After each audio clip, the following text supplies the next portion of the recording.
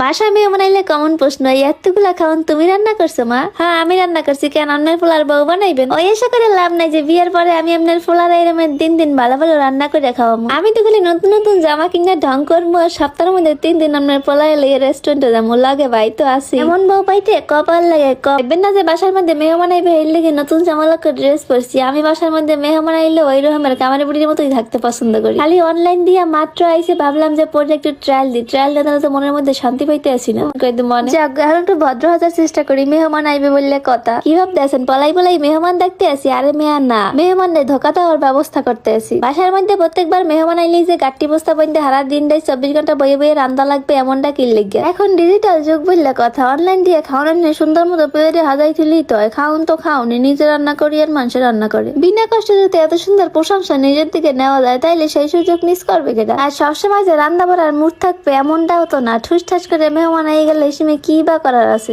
হি আমি ডিজিটাল যুগের মাইয়া বললে কথা, হার তো মানবই না ভাই রে ভাই। কি কমো অনলাইনে যদি এই রকমের হাঁসের মাংস ভুনা তাও আবার সুই জল দিয়ে তার লাগে এরমের সিধা পিঠা পাওয়া যায় তাহলে সেই সুযোগ তো মিস করাই যায় না। এই 6 চুনার পোলার প্লেটার যার মধ্যে 6 piece chicken roast, beef rezala, আন্ডা, বড় বড় সাইজের আলু, কাবাব আরো আছে 6টা জর্দা। এই প্লেটারটা অর্ডার দিছিলাম আমি মেহমানের লাগে। আর লাগে যে হাঁসের মাংস আর সিধা পিঠা ওরা অর্ডার দিছিলাম আমার নিজের লাগে। আর মেহমানের মন জয় করার লাগে আর একটা স্পেশাল আইটেম অর্ডার দিছিলাম, সেইটা হইলো গিয়া এই যে মালাই যতটা। কি যে পরিমানে মজা মেহমান আইতে গিয়ে আর আগেই তো মনে হয় বিশ্বাস করে দিলাম। যাই হোক কথা হইলো এই জায়গা অন্য যে মেহমান আইতে আইতে আমি আবার একটু এক পাশ দিয়ে খাওয়ান খোরাখুটি শুরু করছিলাম যে কেমন লাগে একটু টেস্ট করে দেখি আবার আমার বদনাম না হয়ে যায়। যেহেতু এই সব খাওয়ানি নিজের বললে চালাই দিব, মানে নিজে রান্না করছি হাইয়ে বললে ক্রেডিট নিয়ে নিবো, সেহেতু একটু খাওয়ান গুলো তো টেস্ট করে দেখা লাগে, নাহলে তো আমার নিজেরই বদনাম হয়ে যাবে। নিজের বদনাম থেকে এড়াইতে এক পাশ দিয়ে অল্প অল্প একটু সবকিছু আমি নিছিলাম যেন কোনোভাবে ধরা না খাই মার কাছে। আর এই দিয়ে খালি ওকে ঝুঁকি দিয়ে টাইম গুনতে আসলাম না আবার আমার